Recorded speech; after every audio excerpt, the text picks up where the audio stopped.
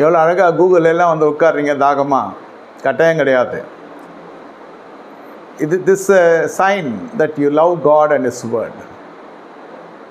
இல்லை வேலை இருந்துச்சு, வர முடியல, உடம்பு சரியில்லை, அதெல்லாம் வந்து நியாயமான காரண காரியங்கள். நான் சொல்கிறது, ஒரு 50,000 கிறிஸ்தவர் இருப்பாங்களா இந்த பட்டணத்தில்? ஏதோ சபைக்கு போகிறவங்களா இருந்தால் பிரச்சனை இல்லை. எத்தனை பேர் சபைக்கு போகாமல் இருக்கிறாங்க? ஒரு 10,000மாவது இருக்கும், கூட்டி கழிச்சுப்பார். இந்த 10,000மும் இந்த நேரத்தில் கேளிக்கையில் சிக்கி இருக்கிறதும் இருக்கும், குடிச்சு வெறிச்சு இருக்கிறதும் இருக்கும். தேவன் நாம மட்டும் தரித்திருக்கும், ரட்சிக்கப்படலன்னும் பட்டு பின்வாங்கி இருக்கும். இங்கே வரலாம் இல்லை, வந்து கேட்கலாம் இல்லை, என்ன தெரிஞ்சவங்களாகவும் இருப்பாங்க. அதுதான் இதில் காமெடி. தெரியாமல் இருந்தால் கூட பரவாயில்ல, என்ன நல்ல அறிமுகம் இருக்கும், நல்ல நட்புறவோட வாங்க, நல்ல ஒரு உபசரிப்பு இருக்கும் வீட்டில் போனால். ஆனால் கூகுளில் ஒண்டி வரமாட்டாங்க. முடிச்சதுக்கு அப்புறம் கூட வருவாங்க. அதே என்னமோ வேம்பாக இருக்கும் கர்த்தருடைய வசனம் கேட்டால்.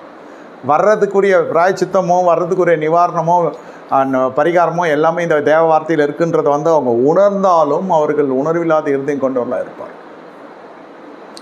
உட்கார முடியலையா? உட்காருதல் என்றால் என்ன? வேதம் சொல்லுது, சங்கீதம் 46:10, நீ அமர்ந்திருந்து நானே தேர்ந்ததை அறிந்து கொள். அமர முடியாது. மனம் திறந்து சொல்லுவாங்க, என்னால் அமர முடியாதுங்க ரொம்ப நேரம். சில பேருக்கு இது ஒரு ப்ராப்ளமே இருக்குது, சைக்காலஜிக்கல் டிஸார்டர். நல்ல அக்கினி மயமாக போயின்னு இருக்கும் வார்த்தை. நீங்கள் பிரசங்க ஆரம்பிச்சோன்னா ஒரு சிங்கம் புலி வர மாதிரி கொரட்டோடு தூங்குறவங்களும் இருக்கிறாங்க. இது உண்மை. இது இன்சோம்னியான ஒரு வியாதி இருக்குது. யாருன்னா பேசுனாலும் டக்குன்னு தூக்கம் வந்துடும். கிளாஸ் எடுத்தாலும் தூங்குவான், பிரசங்கம் பண்ணாலும் தூங்குவான், பேசுனா அவனுக்கு தூக்கம் வந்துடும். நிச்சயமாத்தான் பாருங்கள், இந்த விஷயம்லாம் வந்து தேவ சமூகத்தில் குணமாயிடும். வாஞ்சையோடு இருக்கணும், வார்த்தையின் மீது, வசனத்தின் மீது ரொம்ப தாகமாக இருக்கணும். அவருடைய வாழ்க்கையும் சத்தியமும் ஜீவனமாக இருந்தால் தான் நீங்கள் வந்து அவருடைய பாதத்தில் அவர் வருமுன்னே உட்காந்தவங்க இருக்கிறாங்க. நல்லா புரிந்து கொள்ளுங்க. இந்த 5,000 பேர் வந்து அப்பத்தை சாப்பிட்டு போனாங்களே, சாப்பாட்டுக்காக வந்த ஜனங்கள் இல்லை, குறைகளை தீர்த்து கொள்ள வந்த ஜனங்கள் இல்லை. இந்த இடத்துல அற்புதமே அப்பத்திலையும் மொயிலே தான் நடந்துச்சு, தவிர சரீரத்தில் எந்த பிணியிலும் நடக்கலை.